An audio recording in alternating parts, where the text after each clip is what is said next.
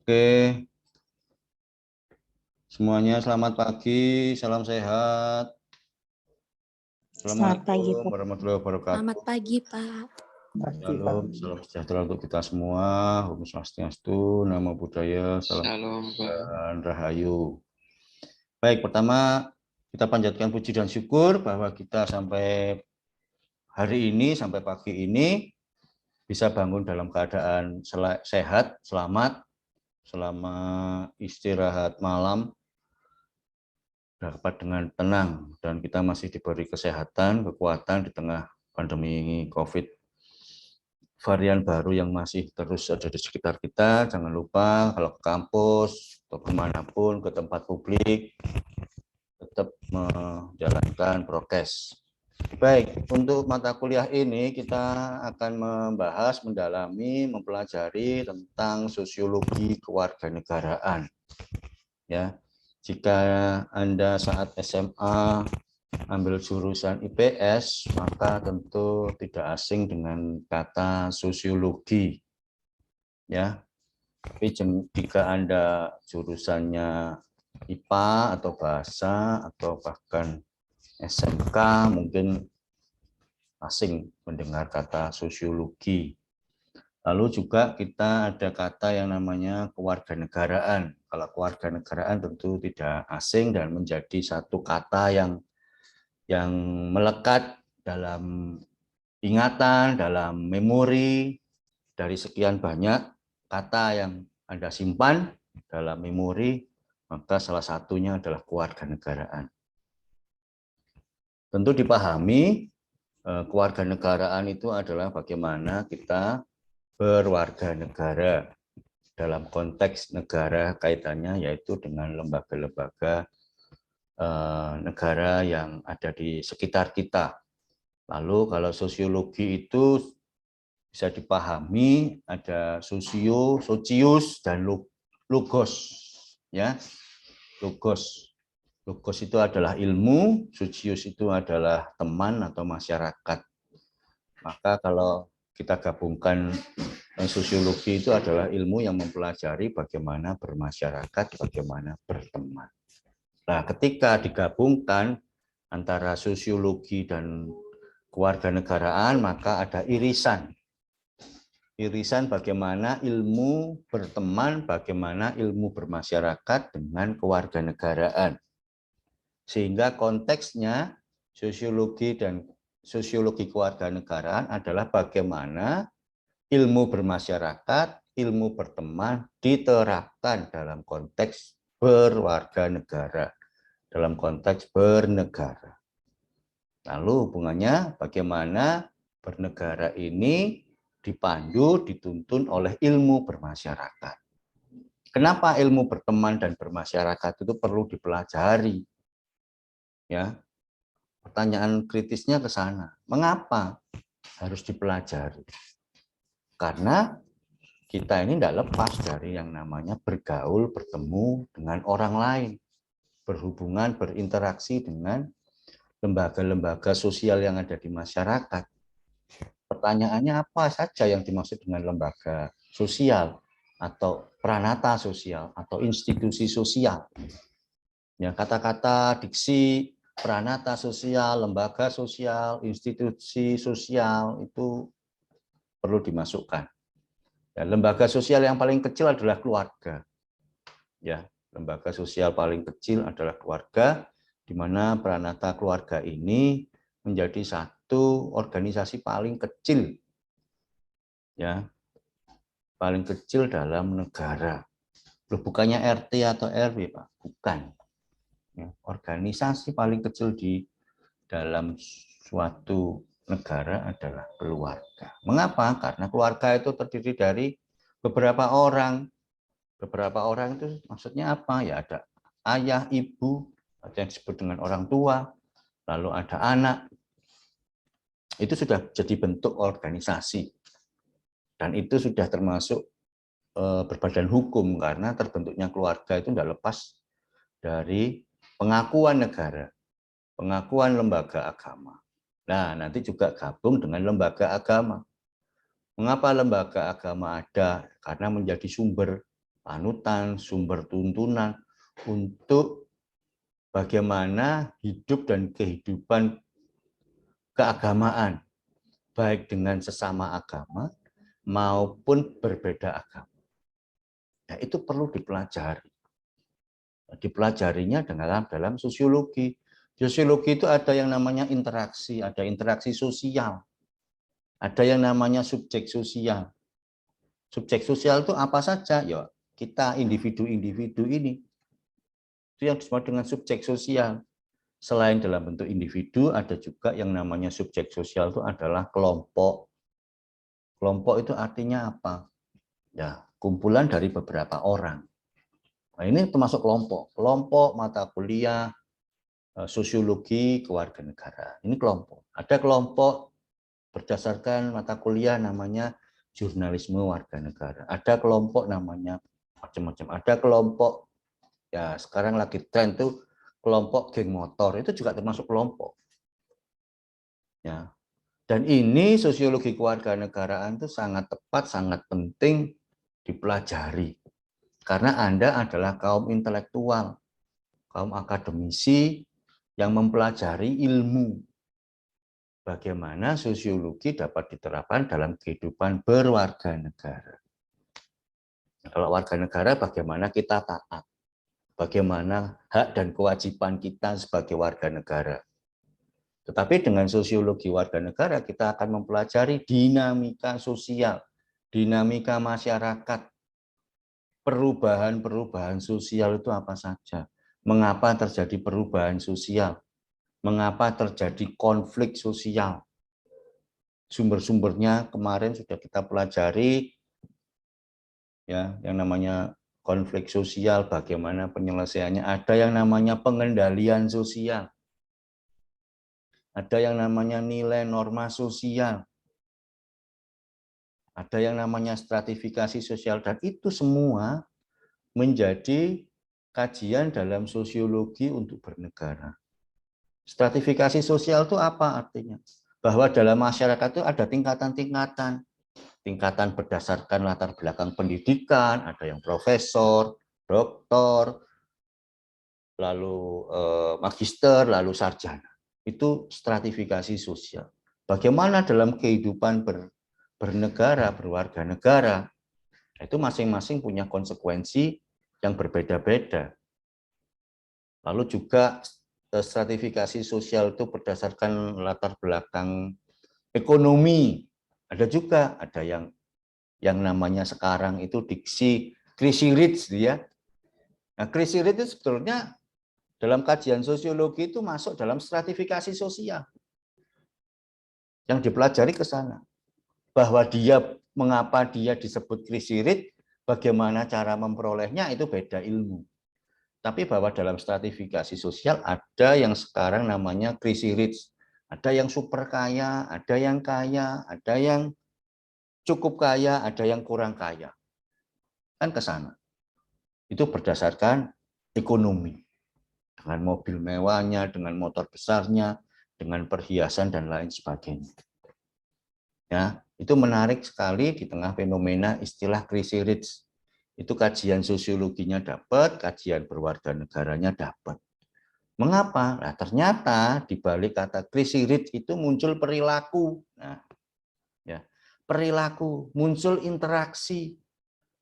Interaksinya apa? Ada yang interaksi individu dengan individu, ya afiliator dengan calon nasabahnya atau calon kliennya. Lalu juga ada interaksi individu dengan kelompok, dengan komunitas, dengan grup. Nah, ternyata dalam interaksi itu ada yang namanya tipe interaksi asosiatif. Tipe asosiatif itu artinya apa? Bahwa interaksi yang dilakukan antar subjek sosial ini memiliki dampak konstruktif, menyatukan, ya, membuat semakin bersatu. Apa saja yang termasuk dalam interaksi asosiatif? Bekerja sama, kolaborasi, gotong royong, nah, itu termasuk tipe-tipe interaksi asosiatif. Lalu ada juga tipe interaksi disosiatif. Ya, tipe disosiatif itu artinya apa? Ya, interaksi yang berdampak pada perpecahan. Interaksi yang berdampak merusak, menimbulkan kerugian. Nah, ini. Ya, maka Anda sekarang sudah bisa membuat pemetaan, membuat analisa, membuat identifikasi. Ini jenis-jenis interaksi apa saja yang termasuk dalam asosiatif, jenis-jenis interaksi apa saja yang termasuk dalam disosiatif. Ya, persaingan itu disosiatif. Ketika kamu berkolaborasi, bekerja sama dengan temanmu, membuat satu kelompok, itu asosiatif. Sehingga bagaimana situasi negara, situasi berwarga negara itu tergantung dari bagaimana interaksi antar individu, interaksi antar kelompok terjalin. Jenis interaksi apa yang dilakukan. Ya, munculnya geng motor. Itu secara sosiologi adalah kelompok sosial. Tetapi bagaimana perilaku kelompok sosial ini, apakah termasuk jenis asosiatif atau disosiatif? Kalau geng motor yang jelas adalah disosiatif. Mengapa? Karena merusak, merugikan, mencelakai orang, membuat tidak nyaman, membuat orang di sekitarnya khawatir, itu disosiatif. Nah, tapi apakah semua geng motor itu akan interaksinya disosiatif, Pak? Belum tentu. Tidak semua geng motor. Ya, ada geng motor yang setiap kali melakukan aktivitasnya mengadakan bakti sosial, penyuluhan, datang ke daerah-daerah pinggiran untuk membantu baik dalam segi sosial atau kehidupan atau ekonomi. Nah, itu konsekuensinya ke sana. Bagaimana masing-masing dari kita itu melakukan aktivitas, tindakan, interaksi yang berdampak asosiatif atau disosiatif. Dan nanti kita akan mendalami bagaimana masyarakat, potret masyarakat, ya banyaknya penipuan-penipuan, banyaknya kelompok-kelompok yang mencoba memecah. Sementara ada kelompok-kelompok yang berusaha menyatukan, memperkuat soliditasnya masyarakat ini, tetapi juga ada kelompok-kelompok yang terus-menerus menyebarkan isu-isu, perilaku-perilaku yang membuat masyarakat terbelah. Nah, sekarang menjadi kajian keilmuan kita sebagai nanti lulusan S1 Pendidikan Pancasila dan Kewarganegaraan di Universitas PGRI Kanjuruhan Malang ini, Anda sudah mempunyai kemampuan berpikir kritis, memetakan, mengidentifikasi, menganalisis kenapa terjadi demikian, bagaimana solusinya. Ya, untuk sementara itu, ada yang mau dikomunikasikan, didialogkan, silakan.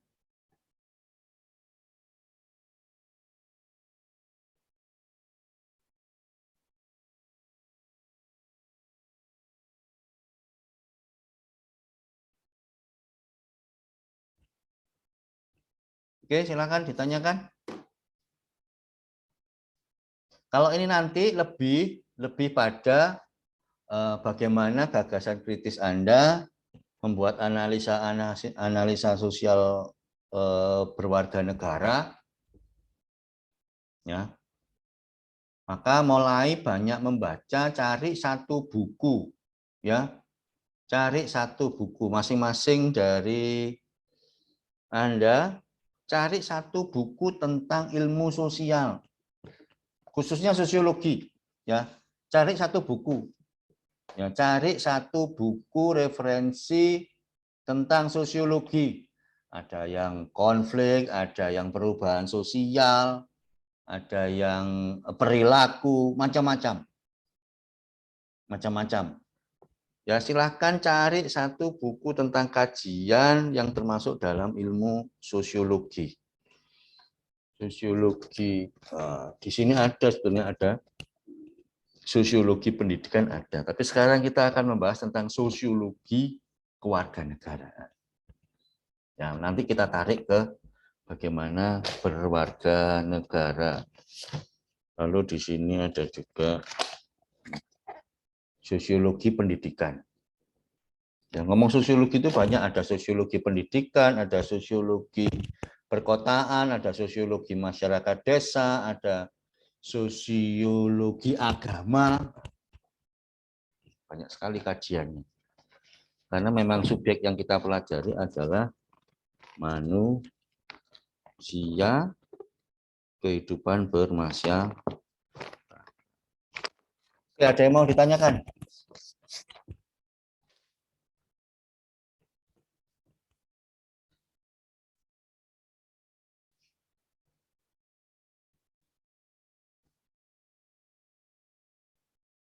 Anak lain ada yang mau ditanyakan?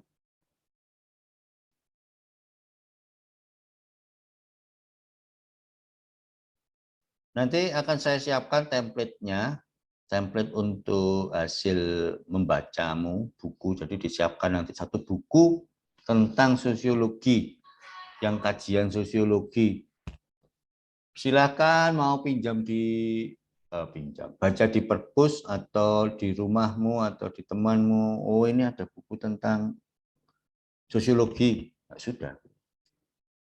Nanti ada namanya template untuk membaca buku itu, apa yang kamu dapat, kalimat apa yang menarik, dan itu nanti menjadi panduan untuk membuat satu analisis yang lebih tajam lagi. Oke, kalau nanti juga sudah didapat bukunya itu, silahkan nanti disampaikan ke saya. Pak, saya nemu buku ini cocok apa enggak? Kalau cocok, ya oke, saya beri tanda sip, maka itu menjadi buku peganganmu. Ya, paling tidak pertemuan ke minggu depan itu Anda silahkan untuk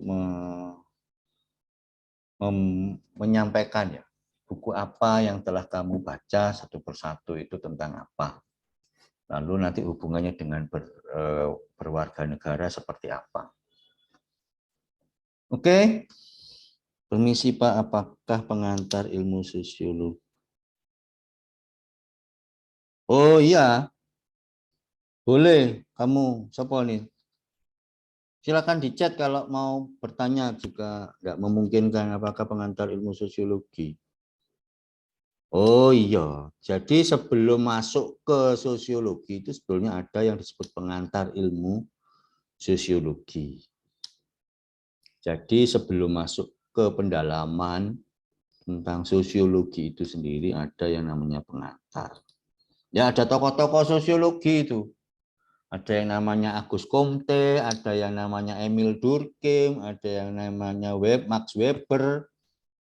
Ya. Ada itu di sana, dan masing-masing ahli, masing-masing tokoh itu mengeluarkan pendapatnya. Agus Comte bicara apa tentang masyarakat, ya. Emil Durkheim bicara tentang apa, perilaku-perilaku. Weber itu berbicara tentang tindakan manusia, bahwa menurut Weber itu tindakan manusia ada kategori-kategorinya, ada yang instrumen, ada yang rasional, ada yang tradisional. Ya, kalau Agus Comte itu berbicara tentang fakta masyarakat, bahwa masyarakat itu sebetulnya individu itu berperilaku karena faktor yang ada di luar dirinya. Lalu ada juga tokoh yang namanya Karl Marx itu ada pembagian kelas borjuis dan proletar, sehingga muncul ada yang namanya konflik sosial. Tokohnya salah satunya adalah Karl Marx. Boleh, bagus. Kamu pilih salah satu hal yang ada di buku itu, kamu baca, kamu jadikan pegangan dari sekian banyak fenomena yang terjadi dalam kehidupan berwarga negara, ya. Kamu ambil di situ. Nanti kamu foto bukunya seperti apa, nanti saya beri template untuk mengerjakan, membuat analisisnya. Itu bagus ya. Dan yang lain? Yang lain silakan ditanyakan. Permisi Pak. Yuk. Kita sudah masuk ke pertemuan kedua Pak. Ini membahas tentang kontrak perkuliahan atau tidak Pak? Langsung Ini ini sudah langsung. ke materinya. Ini sudah Ya, masuk ke materinya ya. ya, ya. Oke. Ini jadi saya mau bertanya soal apa yang menjadi perbedaan antara tatanan masyarakat perkotaan dan tatanan masyarakat pedesaan. Ya, betul itu. Jadi ada yang namanya kajian ya. Masyarakat itu berdasarkan sosiologi ada masyarakat pedesaan atau yang disebut dengan ada istilah Gesellschaft dan Gemeinschaft. Ya, ada masyarakat yang terbentuk karena paguyuban, ada yang terbentuk karena patembayan. Ya. Dan masyarakat pedesaan itu lebih cenderung terbentuk karena tradisi-tradisi. Ya, tradisi-tradisi, kebiasaan-kebiasaan. Lalu didasarkan pada faktor leluhur. Siapa yang menjadi tokoh di sana. Tapi kalau masyarakat perkotaan itu dibentuk, ditata berdasarkan faktor rasional. Berdasarkan perjanjian. Perjanjiannya tertulis, oke, kalian bagiannya ini. Karena apa? Kalian bagiannya ini karena kalian punya kemampuan. Tapi kalau di masyarakat pedesaan tidak melihat itu, penataannya berdasarkan kebiasaan. Oh, kebiasaannya bapak ini. Maka turun-temurun ke anaknya. Ya, di masyarakat pedesaan itu belum bisa menerima ada orang lain yang punya keterampilan lebih. Kalau dia tidak punya garis keturunan yang sesuai dengan bidangnya itu. Ya, jadi penataan-penataan yang ada di masyarakat pedesaan itu lebih pada tradisi-tradisi, lalu kebiasaan-kebiasaan, faktor leluhur itu menjadi salah satu faktor penentu. Tapi kalau di perkotaan lebih didasarkan pada kompetensi, kemampuan, keterampilan yang dimiliki. Itu, Kalian. Oke, baik Pak. Terima kasih Pak penjelasan. Oke, ini ada Agnesnya. Pak izin bertanya, apa yang membedakan warga negara secara yuridis dan warga negara sosiologis? Oke. Lalu juga bagus sudah, permisi Pak, ini ada buku mengenai sosiologi pengantar. Oke, enggak apa-apa. Bagus, enggak apa-apa. Memang salah satu tokoh sosiolog Indonesia adalah Surjono Sukanto. Coba tunjukkan bukunya coba. Oh iya, boleh. Bagus itu. Ya. Oke, lalu berikutnya si Agnes. Yuridis. Ya, secara yuridis itu bahwa seorang sudah disebut warga negara jika dia sudah memenuhi persyaratan-persyaratan. Ya. Persyaratannya apa? Sudah memiliki KTP, hak dan kewajibannya sudah mulai diwujudkan. Kalau kamu sudah ber-KTP, berarti kamu sah sebagai warga negara. Hak dan kewajibanmu harus dilaksanakan. Tapi kalau secara sosiologis ya kamu sebelum ber-KTP itu ya kamu statusnya sebagai warga negara dalam konteks sosiologis, dalam konteks sosial. Tapi apakah kamu secara sosiologis itu secara yuridis tidak boleh, belum bisa, belum bisa memenuhi hak dan kewajibanmu. Kewajibanmu apa lah? Kamu sebagai warga negara, kamu belum ber-KTP, enggak bisa ngurusin, enggak bisa naik sepeda motor. Tapi secara sosiologis di pedesaan itu anak masih usia berapa gitu sudah bisa naik motor. Tapi dia secara hukum enggak boleh. Itu kan? Nah, itu Pak mau bertanya apakah teori-teori yang dikemukakan oleh para ahli sudah sesuai dengan kondisi hari ini atau tidak loh. Teori-teori ahli itu adalah memecahkan fenomena sosial. Membaca, kenapa ada perilaku inilah teori ini. Bisa kamu berdasarkan teori kamu cari fakta-faktanya, atau dari fakta-fakta yang terjadi di kehidupan berwarga negara kamu tarik ke teori ini. Nah, namanya kita mau menggunakan metode deduktif atau induktif. Kalau deduktif berarti teori tokoh kamu carikan pembuktian dalam fenomena sehari-hari. Tetapi kalau pendekatan deduktif yang kamu pakai, berarti fenomena-fenomena yang kamu ambil, kamu tarik ke teorinya siapa yang lebih cocok, lebih tepat untuk jadi analisis sosial. Ya, jadi situasi masyarakat hari ini kita mau memetakan, mau memotret pakai teorinya siapa, menganalisis pakai pendapatnya siapa, lah itu. Atau teorinya Karl Marx itu kamu buktikan dalam kehidupan sehari-hari. Nah, nanti ada di sana. Terus oke. Ada lagi yang mau ditanyakan? Jadi silahkan masing-masing menyiapkan satu buku tentang kajian sosiologi. Ya. Nanti kalau sudah difoto, dikirim, Pak ini cocok atau enggak, boleh apa tidak, kalau sudah saya beri sip berarti itu boleh. Tapi kalau tidak cocok akan saya komentari, silahkan cari yang lain. Begitu, nanti komunikasinya bisa dilakukan di grup. Baik, Pak. Oke ya. Bulan, kamu bisa ke kampus kah? Bisa, Pak. Kita nanti siap-siap untuk, sama Dolores Tin ya, ke kampus ya.